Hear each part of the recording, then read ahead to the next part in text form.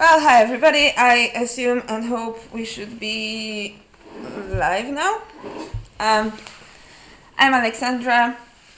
I'm a mid-stakes cash game player and the coach for Runny Twins. I've also recently started doing some mental performance coaching as I have some psychology knowledge. So, yeah, and this is my partner, Paul. Hey everyone. Just been coaching with Alexandra on Run It Once for the last few months, and hopefully we're going to be making these streams a weekly thing. So yeah, hope to see these going forward once a week. The topic for today is going to be facing probes. We are going to look through different hands that our students send to us, different board textures, and see how we should react when we decide to check back as in position and we face a probe. Hopefully it's going to be different sizes. If you like our approach to poker and the way we think about it, feel free to join our community on Discord. Paul is going to leave the link in the stream. And also remember that during the stream there is going to be an offer where you can get 50% of your essential Run It Once membership. Also, Paul can give you details about that.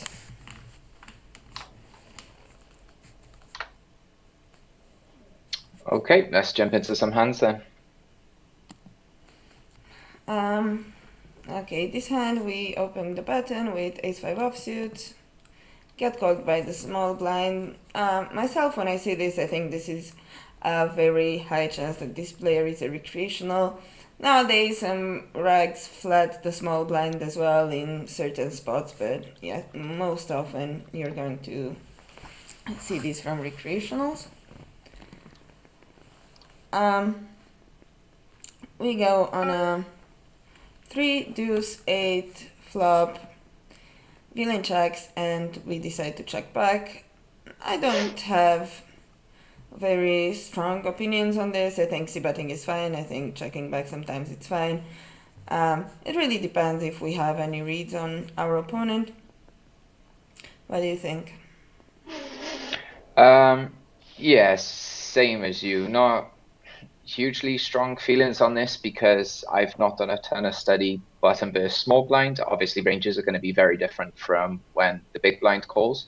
If this button versus big blind, I would definitely be going for a bet with this type of hand, just because we block some strong hands in the range, which would be ace-3, ace-2, ace-8, as well as hands like ace-4 and ace-5. And we'd be able to get a lot of better ace-highs to fold. But yeah, button versus small blind, I don't really have a strong opinion. I think betting is going to be good. I think checking is going to be good. Again, when we bet here for a big size, we're going to be able to get a lot of better ace highs to fold, which is going to be great when the times that we bet and get called in the turn is an ace. But I think either's fine.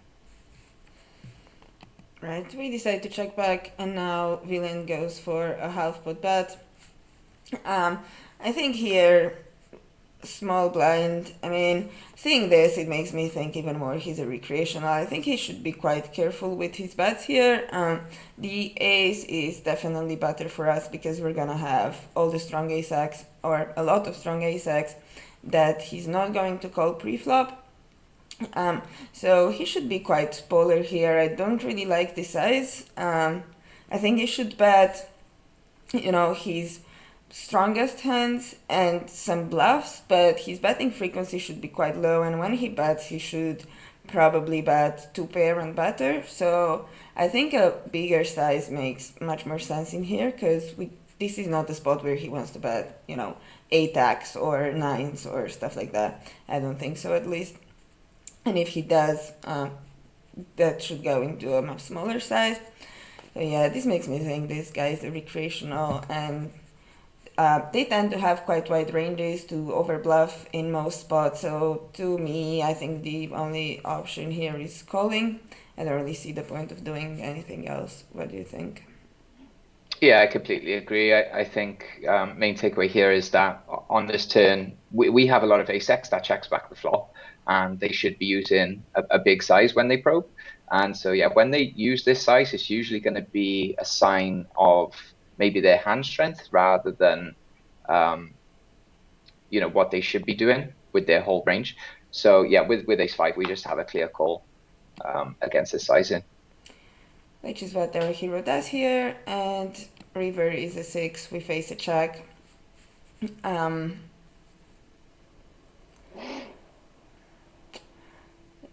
I'm not sure if there's much point in value betting here.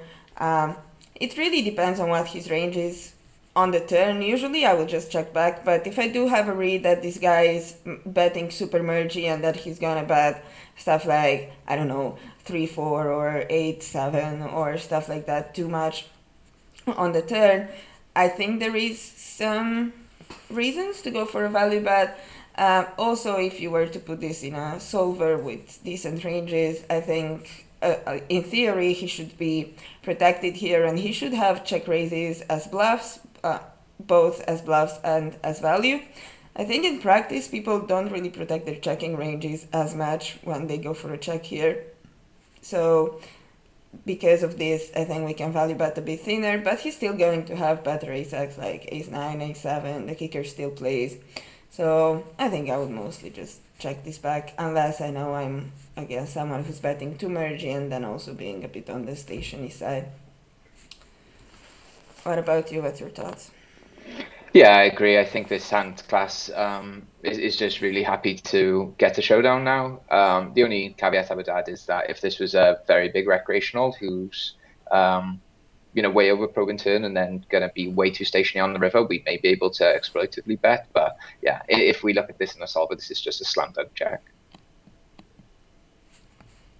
And he shows up with king queen, which makes absolutely no sense to me.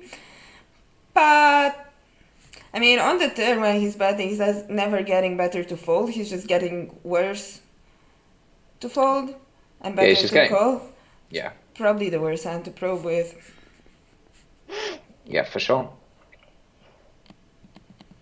Okay, let's go into the next hand. We open the button with queen jack suited, get called by the small blind again. This is probably not the most standard spot we're gonna face probes in.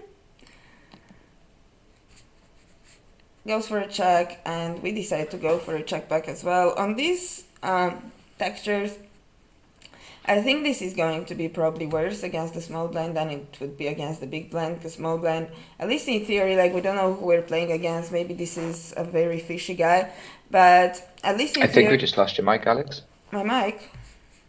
Yeah, maybe it was just for me. Can you hear me?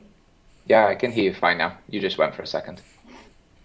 Yeah, so I was saying, of course, we can't really assume what range he has, because this might be a very big recreational, but usually small blind is going to call here with more suited hands and not as many offsuit hands. So on a monotone board, it's probably going to be a bit better for the small blind compared to if he was big blind. And the other factor that plays in here is that the queen and the king block the stronger flushes that are exclusive to our range, and at the same time unblock the lower flushes that are usually exclusive to a big blind's range. Now in the small blind he shouldn't have as many, stuff like 3-4, 2-5, stuff like that. So yeah, maybe still we can't really range bet this board, and we should be a bit more careful. This is quite a medium strength hand. I think there is merit to c-betting it sometimes, but definitely checking back is going to be the standard play. How would you play this? Yeah, I completely agree with you. I think checking back here is quite good. We're going to be able to keep his range wide on the turn. And as you said, a lot of our flushes are going to contain, king X, queen X, and even 8X from the button as well. So yeah, we can't go mindlessly bet in this spot, especially if we're up against a competent player.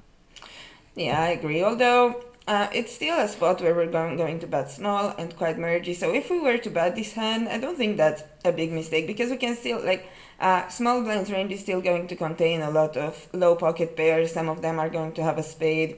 We're still gonna get called by stuff like 8x. So I don't think it would be a terrible mistake to bet this sometimes, especially if we use 1/4 sizing or something like that. Yeah, I agree. We decide to check back and turn 2 pair on a flush board. Now we face a 3/4 pot size bet.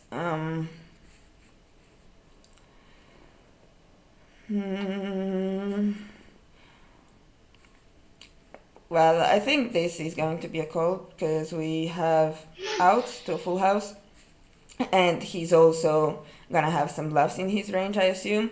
A lot of times, especially on reverse, these spots are going to be a bit overbluffed, because a lot of villains assume when you check back you don't really have a lot of hands with a spade in your range, and actually that's true for some people. So, and also when he bets this big, he's kind of saying he has a strong flush.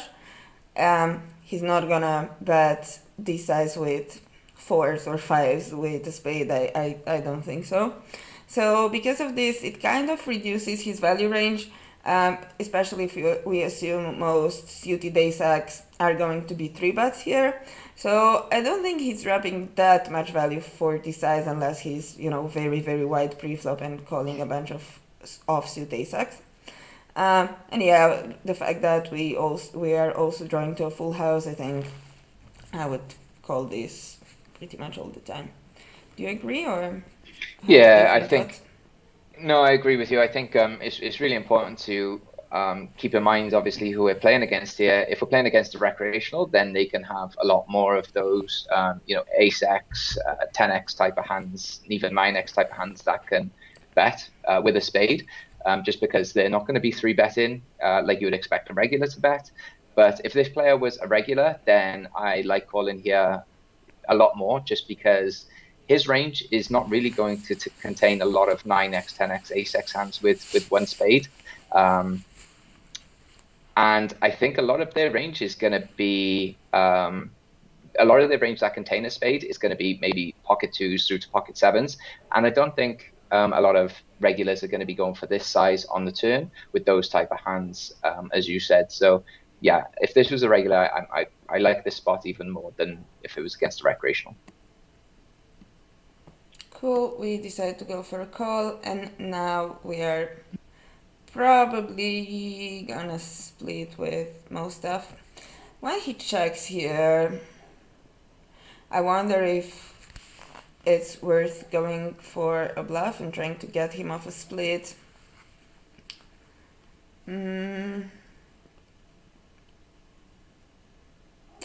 You've gone for me again, Alex. Well, I'm not sure if you've gone for the chat. If someone in chat can just let us know if she's going for you guys as well.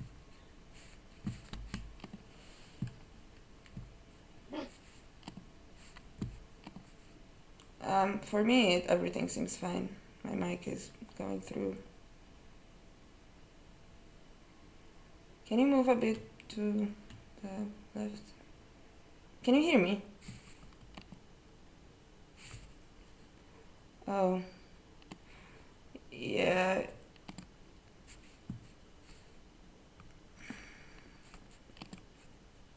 Can you hear me now? Yeah. Apparently, it's just a problem with my side.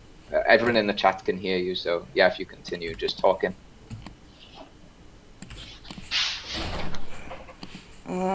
Your camera is off now?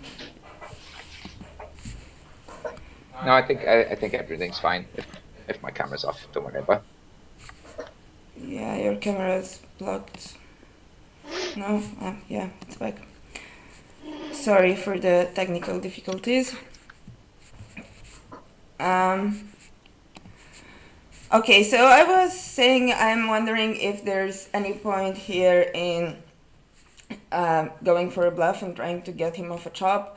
I think against a regular, that would be probably a bit more effective, just because, as you said, his range won't really contain enough flashes.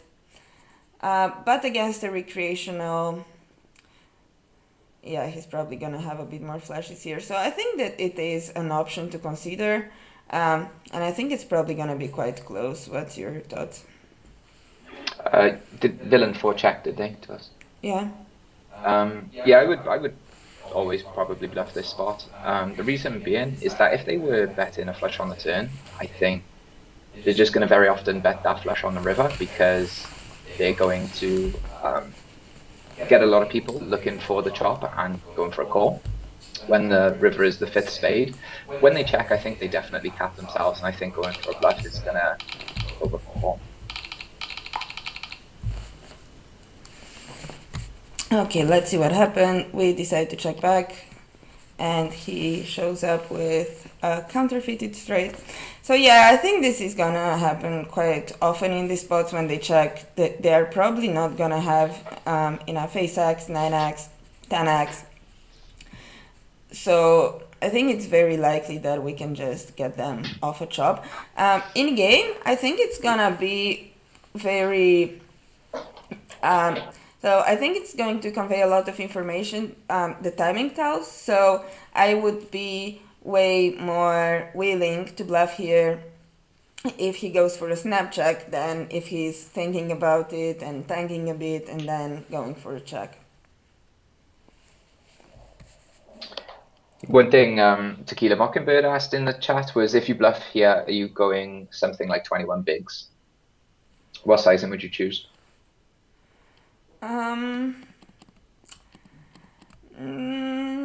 What sizing I would choose? I don't think we need to go that big, because we're also not really wrapping, like we don't have as many nut flushes here. Like we're gonna have some ace queen with the ace of spades, but mostly I assume we're going to see bet those hands, and we also want to value bet, lower flushes. So in theory, if you were to put this spot in a solver, I think you want to go really big. In practice, I don't think they are going to be very elastic, so I think they're probably either gonna call or fold to most sizes. So I think I would pick something like 75%, maybe 11 big blind, something like that. What do you think?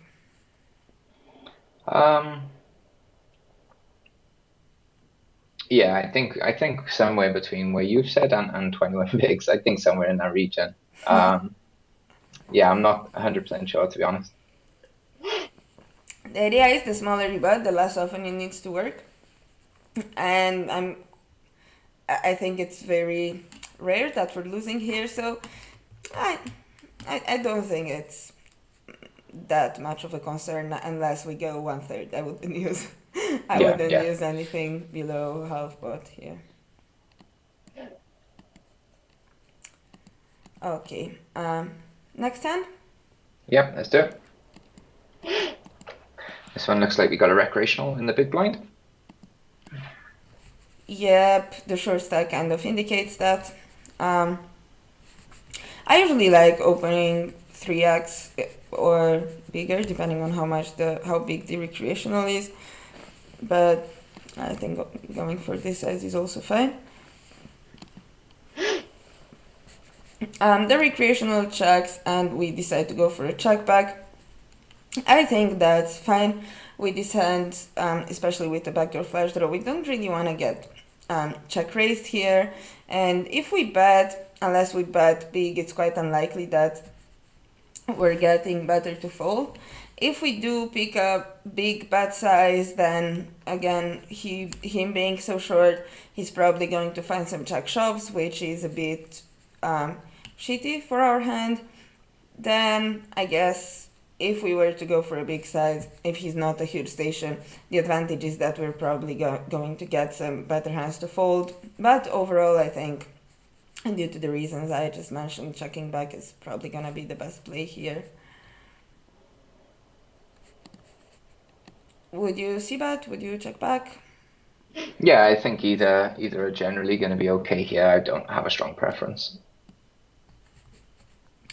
We go for a check back, and now we turn a straight on a flush turn.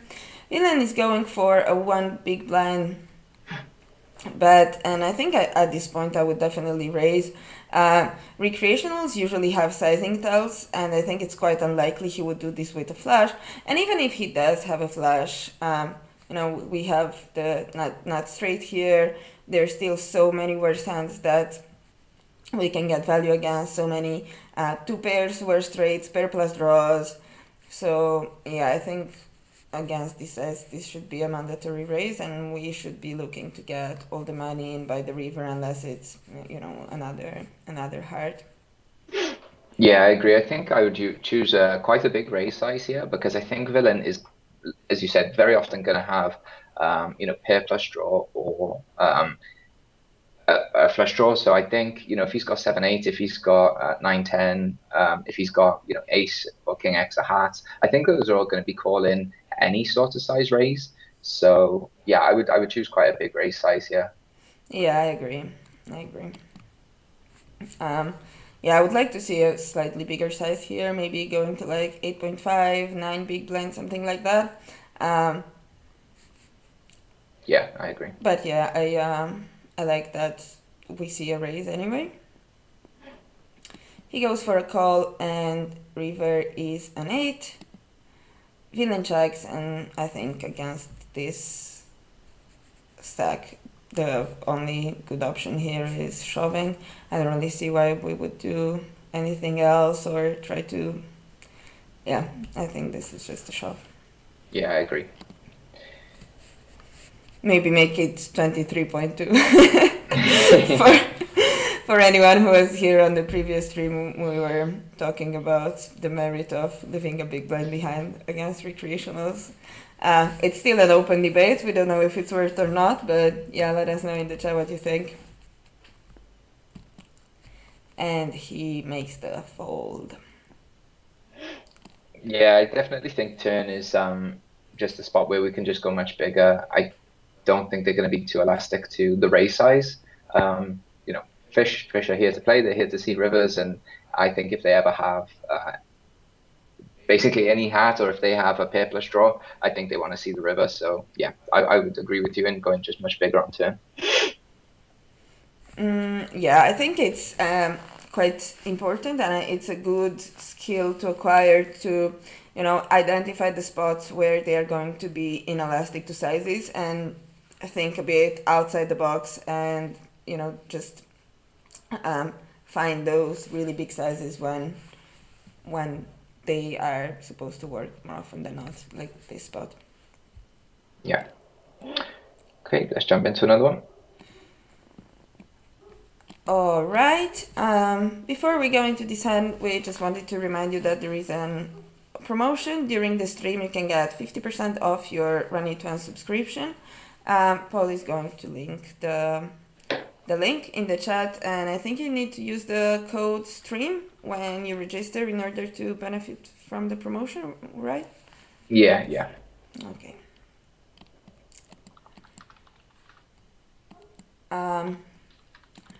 Standard open with queen 10 offsuits on the button.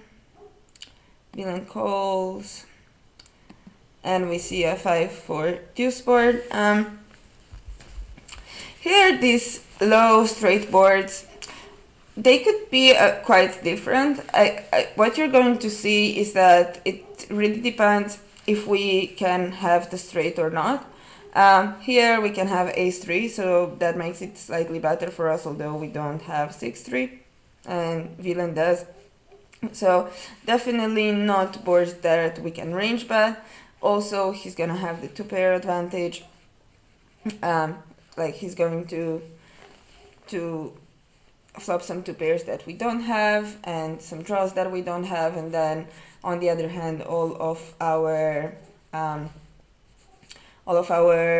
overcards miss here. Therefore, we need to be quite careful, and what you see is that when we c-bet, we're still going to use smaller sizes, and we are going to prefer c-betting lower hands that have not that much showdown, and also can get a lot of better hands to fold, such as 8x, 9x.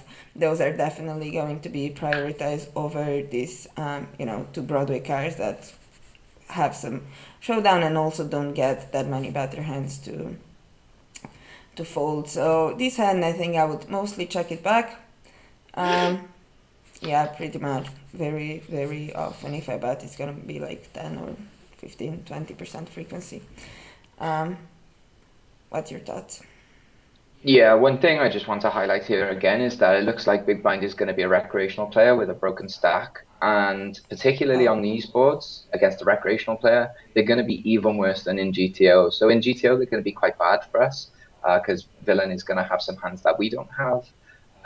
But against a recreational who could potentially have, 6-3 off at some frequency, or even hands like 4-2 off or 5-2 off, this is just going to be an even worse board.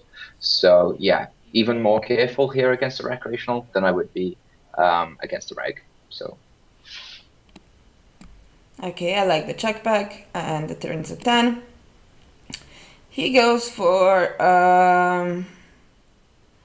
half pot, I think this is somewhere around that.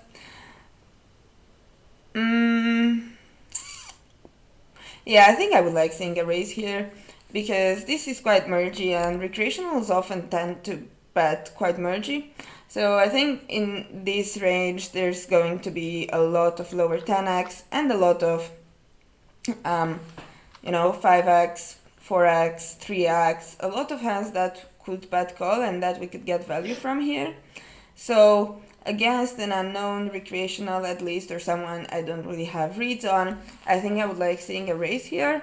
There are some people I'd prefer to call against, and those are the guys, let's say if we have stats on them and we see like probe turn 70% and then follow up river 80%, especially if we know they have a really wide range. I think in those cases calling is going to be better because there's much more value we are going to get from his random bluffs, because it's going to be way more of those that hands that bet call. So yeah, I think against most people, most recreationals, I'd like raising here, although there are merits to calling against the more aggressive ones that are just mindlessly betting every time against a check back. yeah, I actually don't like his size here. I think he could either choose a really big size and narrow his range to mostly strong hands, or he might want to use, closer to 25, 33% sort of size and be able to value bet / protection bet. Even a hand like, ace two or king two. When he goes for this half pot size, I think is somewhere in the middle where maybe he's unsure of what he's doing. And I completely agree with you that I would very often be raising this against a recreational. And the reason for that is they're going to have a lot of hands here that bet and then are also going to call a raise. So they can have a bunch of 3x, king 3, queen 3, jack 3 type of hands. They're going to have a lot of 6x in their range. They're also going to have a lot of ace x, which, is a gut shot. And then a lot of the cards that go with them are also going to have an over to the 5 as well. So, those ace 7s, ace 8s, ace 9s. So, yeah, I would definitely think that this is a really good candidate to go for a raise. We decide to just call though. The river is a 4, bringing a flush. And now he goes for a half pot bet. Like, if this river was... I mean, I'm still thinking this is... We probably have enough equity here to raise. Especially against these mergy half pot sizes. The only thing I'm thinking about is if there's going to be enough worse hands to call us, and I think when the flush completes and also the board pairs is going to get a bit closer. But if this was a 9 of clubs, for example, or something like that, and he goes for this, I still think small raise is probably... I still think this hand is probably worth a small raise, but yeah, probably the turn would be the best spot to raise. In this situation, we're obviously never folding. I think raising is going to be slightly thin because he can still have, better 10x, 4x, I don't think he's gonna have flushes or straights all that often with this size. But also, I'm not sure if there's gonna be enough worse hands that are going to call us. Again, with recreationals, it's very, very important to take notes. If you have stats, to always check the stats and make an image of who you're playing against, because they are going to play quite differently, and there's going to be different ways you can gain edge on each of them. Without reads, I think I would, as I said, raise turn, but if I didn't, just call here. What do you think? Yeah, I think it's really close. I completely agree with you. Raise and turn over raise and river, but I do think this is really close. I think we could still raise here. There's going to be a lot of worse 10x in his range. He's going to have pocket sixes to pocket nines, lots of 5x. So yeah, I don't hate if we see a raise to like 13 or 14 big blinds. I also don't hate a call, but I think we're feeling sort of the same in that we know this hand has a lot more equity, but obviously we still need to be called by a lot of worse hands. Yeah, the reason I was mentioning, River being a flush is not that I think he's gonna have flushes all that often. As I said, when he bets this size even more, it's just that recreationals tend to get a bit scared of flush Yeah. rivers. They don't really think in terms of what's his range and would he check back a flush draw here or stuff like that. They are more like flush completed. Well, let's slow down a bit. So because of this, I think he's going to be more reluctant to betting as often with those hands that you just mentioned, like sixes through eights, nines. Uh, so I think it's close. I think I actually prefer calling here. Okay, let's see what happens. Yeah, we just went for a call. Okay. Yeah, when I see this, I think this is probably the type of guy who's just mindlessly betting this spot, and if he shows up here with Jack nine maybe, and that's what he does, I think calling turn is going to have more merit because there's going to be so many random hands with no equity in his range um, that we're probably going to gain more from letting him massively overbluff the turn and the river. Although the other thing that I would check here if you know how wide his range is, because if he's tight-ish and he's not calling only the suited cards and not gonna have stuff like Jack 8 offsuit and different stuff like that, then I think we can still go for a raise. Yeah, I would say against this type of player who then starts turning this into a bluff on turn and river, and he probably does it with huge other portions of his range way too often. Just on a lot of boards where I'm indifferent between betting or checking, I'm just going to put a lot more hands into a check line and just call him down a lot more as well. Yeah, more hands or a medium strength hands, I guess. Yeah, more medium strength hands that can face aggression. Yeah, but then knowing this about him, you probably wanna start bluffing a bit more because you're gonna have a lot of these hands that are gonna be against ahead of his range, like Queen 10 here, for example, that are not going to be able to do much against the turn bet if they don't hit. So yeah, I'm not talking about like Queen 10 in this spot. I'm talking about second pair in another spot where we could range bet. I think it's going to be a nice hand to just turn into a check. But yeah, if this guy's going to be over bluffing turns and rivers, then maybe we want to start betting some of these Queen 10s a little bit more often because we know we're going to face a lot of aggression on turns and rivers. yeah, exactly. Okay, should we go on to the next hand? Yep, let's see. Before that, I need some water because I'm talking a lot. Okay, I'll just remind everyone that if you'd like to join our Discord, we hold weekly sessions like this. We've been a little bit spotty on them the last couple of weeks, but yeah, going forward, there'll be weekly study sessions in the Discord and weekly Run It Once sessions. So I'll leave the link in the chat for you guys to join there. I don't know what he was talking about, but I hope he told you to join our Discord. It's nice.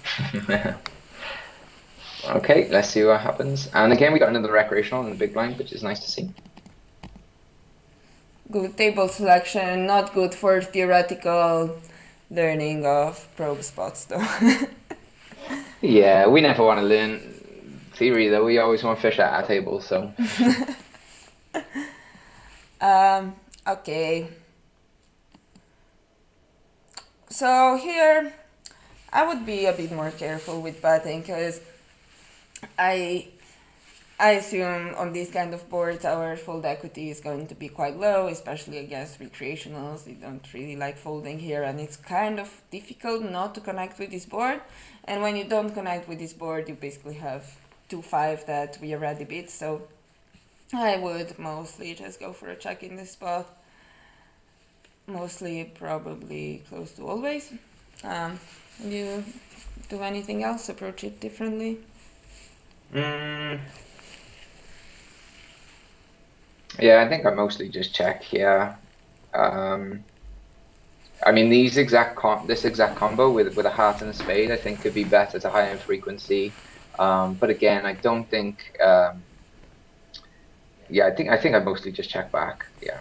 Yeah, against the regular, this is probably a hand that is going to go for a bet sometimes. We want to kind of balance our range a bit more, but against the recreational, we're probably just gonna do what our hand wants to do. Yeah, I agree. So yeah, this one I would just check back. Before we just jump onto this turn, Fishcakes asked, well, he said in the chat, it doesn't seem like the worst bluff, right, if it's low frequency on about the last hand, the Jack-9 suited. And yeah, I don't think it is the worst bluff ever if it's low frequency, but when the guy is a recreational, you can almost be certain this guy's not, RNGing his turn or balancing in any way. And if he's doing this with Jack-9, he's probably doing it with way too many 3x hands, ace-x hands, 6x hands. And then, again, loads of those probably Queen-9s, Jack-9s, Jack-8 type of hands as well. I think it's actually quite, especially with the suits here, I think the suits could be a bit important. If we were to talk theoretically, we are way more prone to check back when we don't have a backdoor flush draw. So we're probably going to check back here clubs way more often than anything else. And then those are going to be most of our auto folds on the turn. So that's one thing why I think this bluff is not great. And the other is the fact that he's betting so small. So this means he should have a lot of thin value, but not that many bluffs. And there's so many other options of bluffs to pick from, such as Paul mentioned before, like 3x, 6x. Like all of those, it's going to be a lot. And then we have spades, or at least hands with one spade. I don't think we need to use this. I think it's actually quite a bad bluff. Yeah, let's jump back onto the next one then. And the live show quite asked if we have a schedule for the study sessions in Discord. We don't at the moment, but if that's something people want to see, then we will. And that's the same for these Run It Once sessions as well. If there becomes a time where we get a lot more viewers, then we'll make that regular time.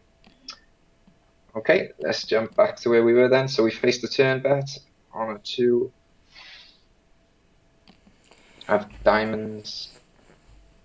And now we face a pot size bet. I think I would just fold here unless I know I'm against a very aggressive recreational, because again, I think they have quite big sizing tells, and this doesn't mean that he's not going to have hands that we beat here, like, I don't know, 8, Queen 8 and stuff like that, but all the hands that we're beating have quite a lot of equity against us, and then our outs are definitely not clean. And also, I think this is very often a sizing tell from recreationals, so they tend to go half pot or 1/3 or stuff like that with bluffs or medium strength hands, and then when you see them go pot or overbet, then I would start being way more careful. So yeah, I think for me this would be a fold without strong read. What do you think? Yeah, I'm just always going to be folding this hand. Yeah, agree with you, especially with sizings as well. Nice. Okay, so good that we folded. Another call from the small blind.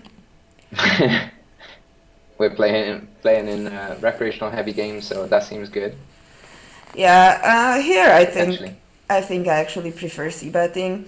Um, what? So my game plan against recreationals is going to be, so I'd either c-bet quite often for 1/3 close to range on some spots, and then overbet there and give up river, or I'm going to go for triple barrels with hands that have equity. But the idea is they're most often going to have very wide ranges pre-flop, and they are very often going to overcall flop. And the way you can exploit that is by shifting your flop betting range towards hands that have a bit more equity. And I think this one, even though we don't have a heart, we have two overcards to the 9, which they are probably going to call quite often with the 9. We have a gut shot to the nuts. The king is better for our range. And yeah, it is a hand that can go for a barrel quite often. Also, if we decide to bet flop small and then overbet turn, that is actually a spot where they are going to be quite elastic to, a 3/4 or an overbet. And if you look at mass database analysis, you'll see that they are actually overfolding to turn overbets, especially out of position, quite a lot. So if I do take that line, I would probably give up most rivers. And I think the other option is just going for a triple barrel with betting small on the flop, 3/4 turn, and then also betting river. Because they just have very, very wide ranges, and even though you will see them in some spots defending hands that seem loose, they are still going to struggle to defend enough in terms of frequency, just because their ranges are going to be so wide. So usually against recreationals, I don't really like checking back these hands that are quite high equity. And they also don't play amazing against probes. So yeah, I think I would like to see a c-bet here. What are your thoughts? Yeah, I completely agree with you. I think you smashed that.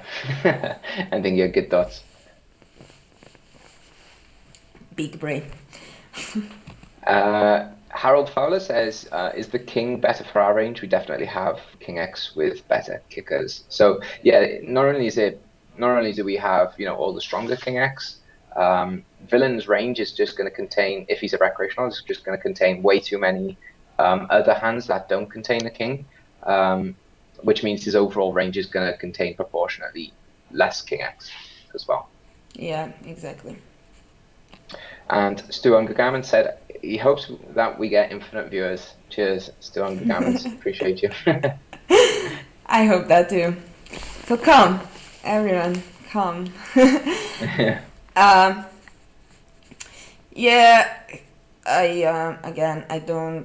I would have really liked to see that, so I don't think I would find myself in this spot very often, but now we have a double gutter and we face, again, this very mergy size, so I think I would really like to see a raise here, and then I would probably bluff the river as well if I don't hit.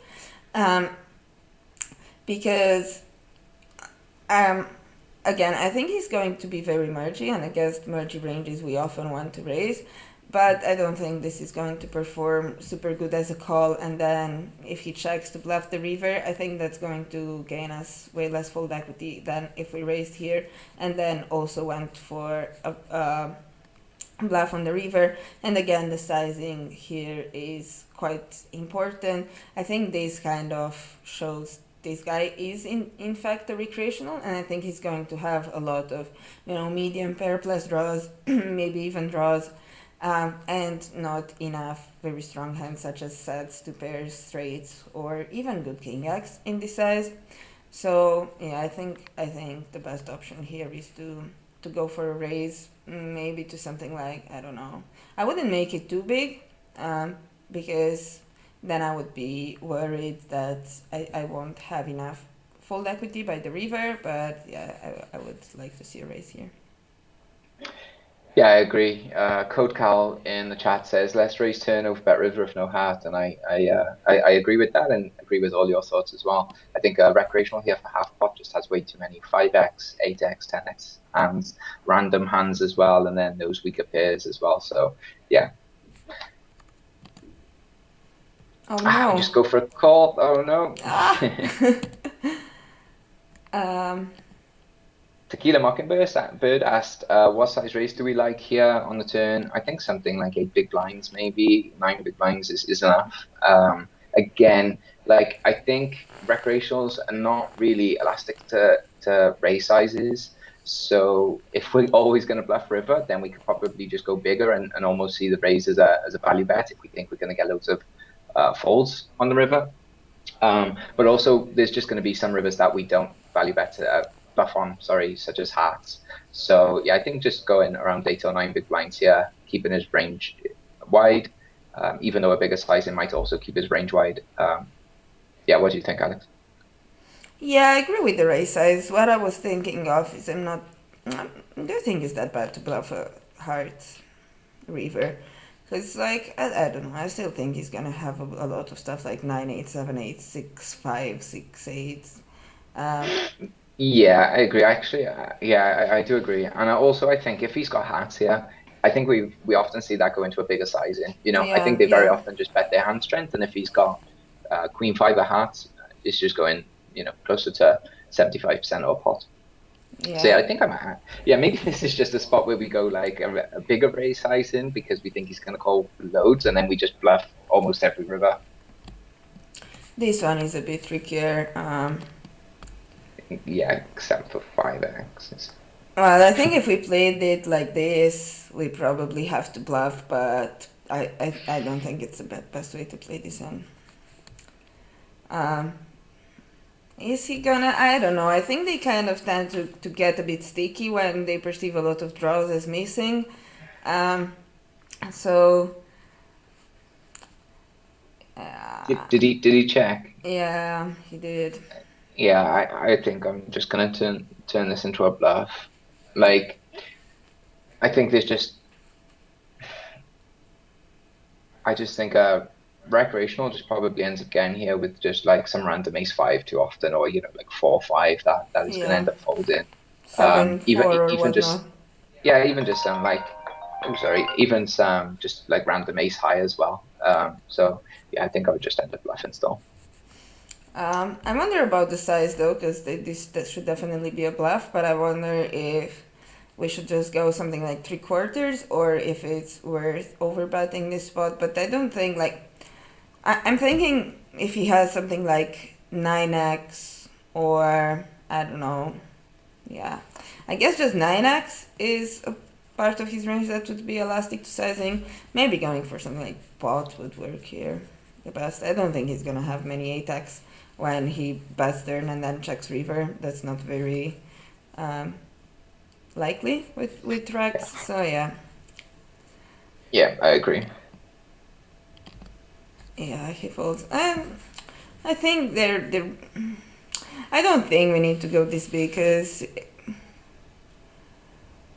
I think pot is gonna be enough, because I think 9x is the only hand in the range that is going to be a bit more elastic to sizing, and or do you think he folds a king to an overbet here?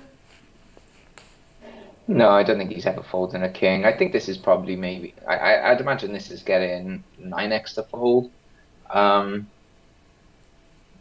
Yeah, maybe just some random 9x is going to fold to this size, and that wouldn't fold to a pot size bet.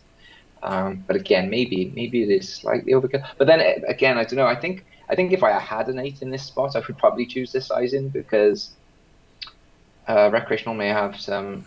No, again, I don't think so. Yeah, I don't know. I think this might be a little bit too big.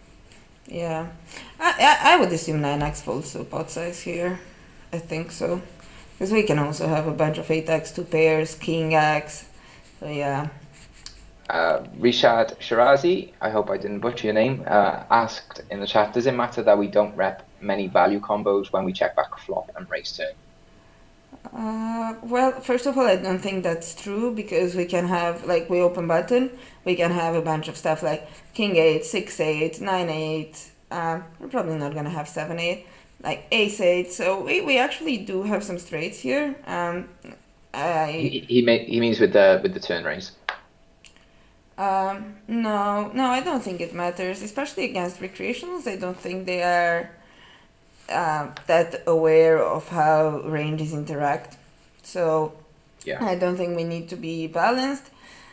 Some of them will be, but overall, I think you're just going to perform much better if you don't take into account that you're not repping anything against recreationals than not. So on average, I don't think it matters. And also, again, we are going to have some value combos, so it's not like we don't have anything, right? We're gonna have sevens, we're gonna have 9-7s, we can have 6-7, king-7.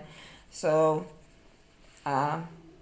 yeah. Yeah, I think the whole reason why Fish are bad at this game is because they don't really understand concepts such as what someone is repping, or they don't keep track of what happened on previous streets and what hands get to certain scenarios on turns and rivers as well. So yeah, I wouldn't worry too much about it. Cool. Should we go next hand then? Any other questions in the chat? No, I don't think so. Glad we can continue for now. Okay, we open 7-8 offsuit. I think this is going to be mixed open. It's not going to be pure. And for me, I would always check who's behind. Personally, I open 3x on the button because I don't think that forces big blind to 3-bet more. And I think it kind of exploits the fact that people are not 3-betting enough, and I also think I'm going to have an edge against most opponents playing in positions, so I want to play bigger pots on average, and yeah, also that allows for playing a bit more polar strategies, which I like. So I wouldn't open this hand all that often without nits or very passive players in the blinds or in anti-games. I guess this is probably an open. But yeah.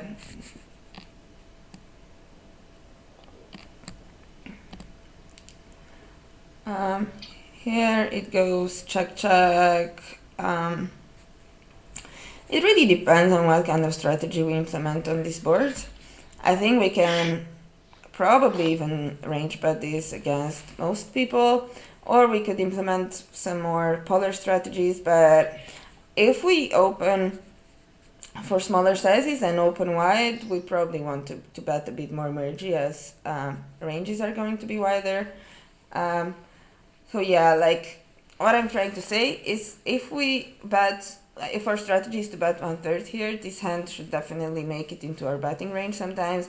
And if we bet big, we should sometimes start bluffing bottom pair, although I think we prefer doing that with a bit worse kickers than this. Thoughts on flop? Yeah, I think betting, as you said, or checking is fine. I think if we're going to go polar, I think on Queen Jack 7, I don't think we actually start bluffing some third pairs, just because the big blind is going to have such a huge concentration of just weaker hands, such as ace high, king high type of hands. I think that becomes much more of a thing on say ace high boards.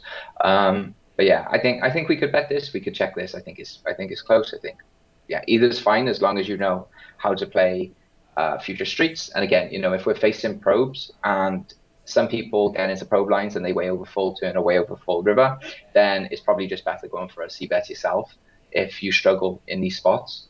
But yeah, if you're confident in playing, facing turns and river probes, then I think it's fine. Yeah, also if you're playing against someone who's not check raising enough, it's probably a bit better to go for a c-bet because you're just getting protection, or against people who overfold because you're just getting a bunch of protection against some random hands, and it's just easier to play, as Paul said. One thing I just wanted to add there as well is just that we said we would bet a little bit more against people that are not check raising enough, and that is nearly everybody in the pool. So that would probably push us to bet this a little bit more often. And then also just a couple of things in the chat. So Harold Fowler said, I think this is wide open at the rake levels and low stakes. Whilst we could look at GTO Wizard and see what GTO is to open on the button, and this is probably not going to be an open, I agree. One thing you have to keep in mind is who you're playing against, and if we know who we're playing against, then I think these hands are played at PokerStars. If small blind is not 3-betting enough and is just slightly yeah, if he's not three betting enough, so he's slightly overfolding, and then big blind is just slightly overfolding. Hands that are zero EV opens or like even minus EV opens can actually become full frequency opens just because people are not going to be defending properly and are going to be collectively overfolding. There's actually some situations in where you could open just any two hands on the button against seriously passive opponents, and something that there's an abundance of at micro stakes is really tight regulars and tight passive players. So whilst this won't be an open in GTO, I think it actually can be a full frequency open depending on who your small blind and button players are. Yeah, I definitely agree. Facing a pot size pro, what size is this? It's like 95% or something.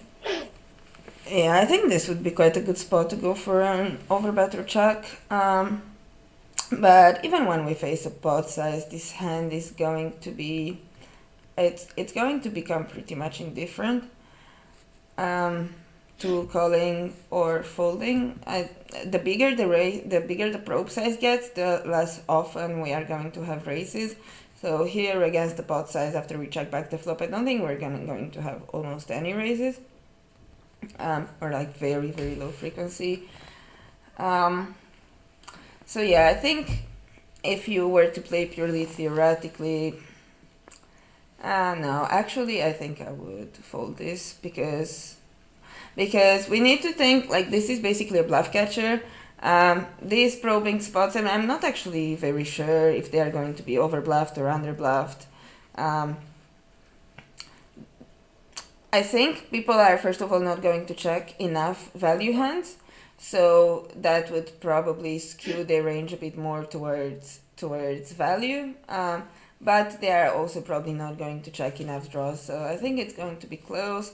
So then, if we know this is a bluff catcher, I would think in terms of blockers, and I think that 8 is not great because it blocks a lot of natural bluffs such as 8-5, 8-9, 8-10. What else? I actually have quite different thoughts from you here. If you want to me to give mine. I would actually just full frequency defend this. And whilst I agree with you that if we think it's really close, we want to take blockers into effect, I think on this particular board, this is just probably a spot that in GTO, like I think it'd be nice to check this one in GTO after like I've talked, because I think 7-8 would be very close in GTO. But then on this particular board, I think this could be a spot that could potentially be massively overbluffed, because there's so many natural bluffs to choose from. You've got hands like King 10, King 9, you've got 8-9, you've got 9-10, you've got 10-8, you've got 4-5, you could potentially have 3-4, you can have spades, maybe some ace-10, maybe some 8-5. Like there's so many hands, 9-5. I think there's just so many potential natural bluffs here that this would just be a full frequency defend for me. And then when we're looking at the hands that he has for value here, I don't think there's actually that many value hands. So what I'm saying here is that like if it's a good regular, I would expect them to just go for a much bigger overbet because their value range is going to be so thin. And when he goes for this size, I doubt it's going to be a good regular who understands how thin their value range is. And we're actually blocking a bunch of that, right? So we're blocking some, 6-7, Jack-7 type of hands. Really, his value range here should probably be maybe Queen 10 or King Queen plus for value. So yeah, I think this is actually probably a spot that could be overbluffed. Thinking twice, I do agree with you, but I think it would actually be quite interesting to check this in a solver and maybe do a bit of node locking, because if we assume this is going to be super overbluffed and that he's going to have all those like ace 10, king 10, 8, 9, 5, 4, whatnot, I think then it's going to start making a lot of sense to raise this, because as you said, we block some two pair unsets, which is quite important. But on the other hand, he's going to just have a range that is, yes, too bluff heavy, but all of those bluffs are going to be very equity driven. So when you see that, and when you see like a range that doesn't have enough value hands, but just way too much high equity hands that don't have showdown at this point, it does. We do want to start raising way more, especially with a hand like this. I would say because it's just not many rivers we want to see this. Like not many rivers we are very comfortable on, so I think that could also make sense if we assume this is going to be very overbluffed. Yeah. Okay. Let's. I think let's have a look at GTO then, and see what turn looks like, and see what the outcome is based on different assumptions. Am I on GTO? You are. Yay. Okay, so we need to load big blind versus button. Can you see it? Yeah, there. And give button some 7/8 off. You just took seven. You took 7x out, pocket sevens out at some frequency. Then I think you want to put that back in. Oops. Okay, perfect. Queen Jack 7.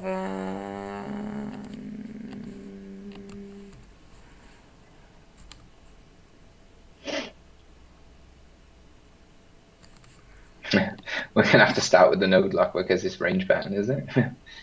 Almost. Yeah, Oh, maybe. Really. Yeah, I guess it's up to you.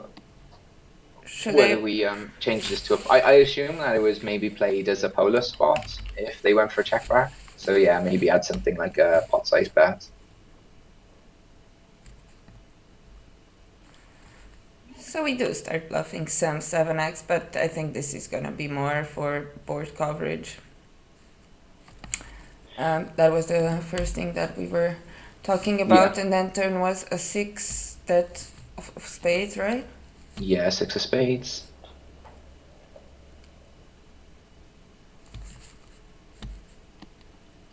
So yeah, I think this is something that's really important here, just to take note of, is that the overbets, the turn probe size, as we said, should be much bigger. So as you can see here in GTO Wizard AI, they're choosing 253%, and again, that's because you have to be quite careful with the with your value hands. So as we can see here, it's not even choosing King Queen as its first value hand; it's choosing Ace Queen. So if it's Ace Queen plus, then you can choose obviously a much bigger sizing. And in terms of range, it's only betting at 19% frequency. And a lot of those hands that I mentioned are obviously not are not being bluffed here, at least not at full frequency.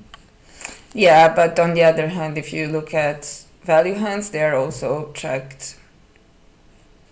These lower ones that need protection not as often, but these ones, he does also check value hands that I think in practice he's probably not going to.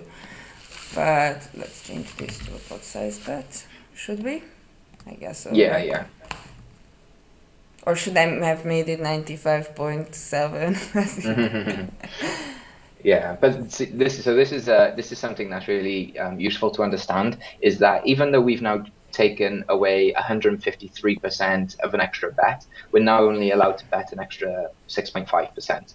So it's really important sometimes to really nail the probe sizing. And in one of these spots where you want to be extremely polar, you can go for a much bigger size, and it's basically the same range that's going to be probing.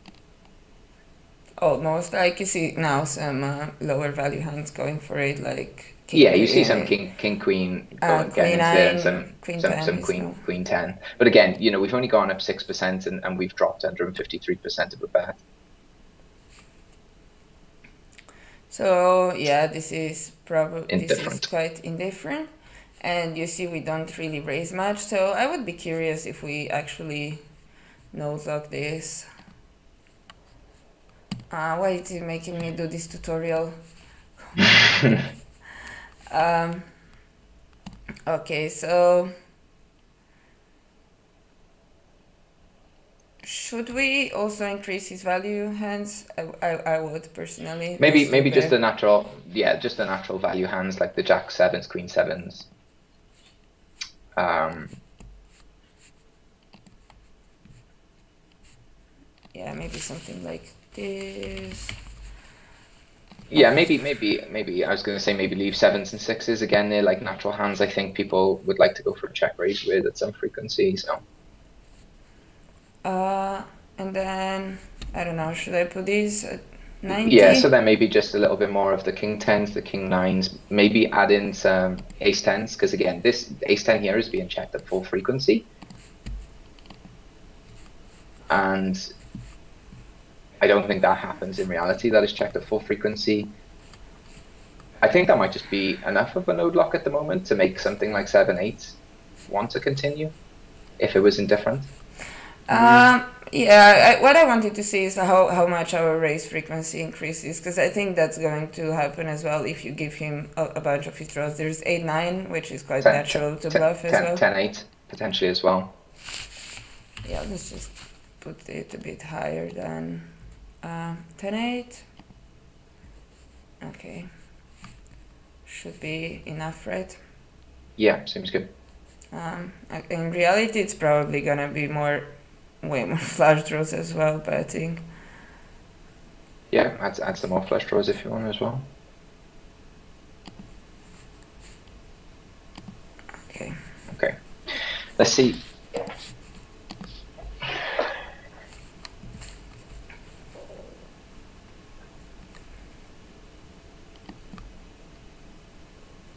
Okay, so we raise even less, which is quite interesting.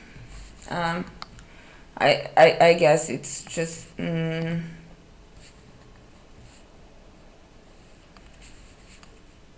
yeah, this is what's happening. It's probably it's not that high of an equity range, so we see it's actually quite polar. Is going to have hands that are very low equity or quite high equity, and in these scenarios we just want to call. Now 8-7 off is still quite indifferent. It's almost always calling, like almost pure calling, but if you look at DV, it's still not great. Yeah. So pretty close spot then. Blockers do seem quite important. Like it does seem quite bad to have an 8, because like there's 1.5 big blind difference in EV if we have 7-5. So I guess they are still worth quite a lot. You usually don't see this. It's not quite that much because we're looking at 7-8 off with 7-5 suited, and 7-5 suited has the flush draw. Oh yeah. But yeah, still close. You could look at a7. So you can see there is a big difference, but again, a7 is so much more valuable. It's got an overcard to the board. It's going to block some outs for like king 10 as well. But yeah, I guess overall you can take away that is it's a very, very close spot, and again, it's probably something that you want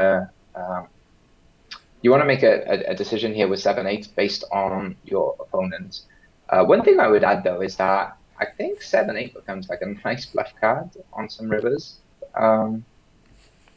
It depends how aggressive we are as well, I suppose.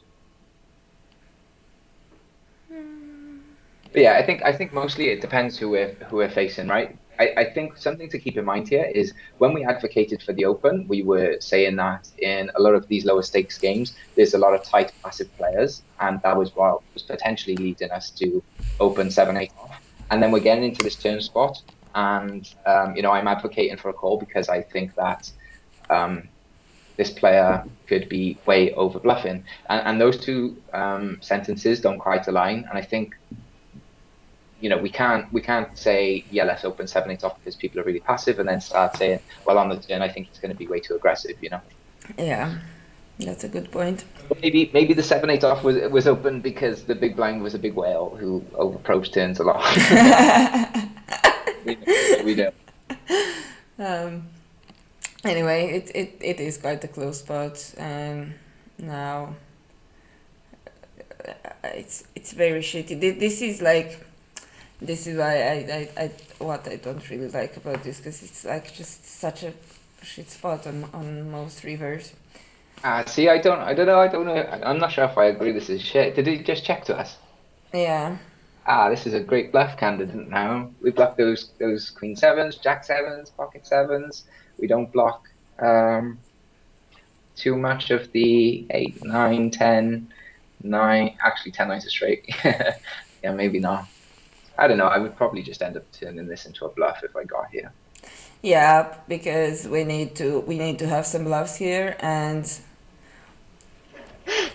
I don't think there's many unpaired hands in our range now that call the turn, you know, so this is probably close to the bottom of our range. I mean, we're gonna have 8 9, but that's pretty much we're gonna have potentially some 9 10 that checks flop, calls turn. We're gonna have some king 7. We're gonna have some king jack. So we have value bets here.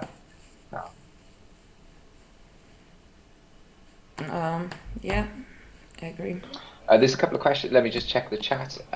So Tequila Mockingbird said, if you know blocked big blind to 3-bet less than a solver, would then how much do you think raise frequency goes up here?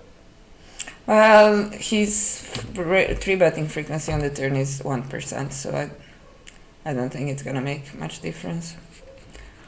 He's talking about 3-betting burst the turn raise, that is. Yes. Yeah, okay. We are on GTO Wizard now, right? Yeah, we are. So yeah, we can go back to that hand. Yeah, that's what I'm doing. So if we bet, if he bets and we raise, you see, it's just very low 3-betting frequency, so it won't make much difference. But maybe what we could do is change this to a smaller size. That might make a difference in terms of our raising frequency, because the solver is using an overbet size, but no, it's still very, very low, because it's going to be quite a polar spot. 7 8 is just made it in there though. It was before. It's the same. Oh, sorry. It's the same Sorry, thing. It's not locked. You really want to call that hand, don't you?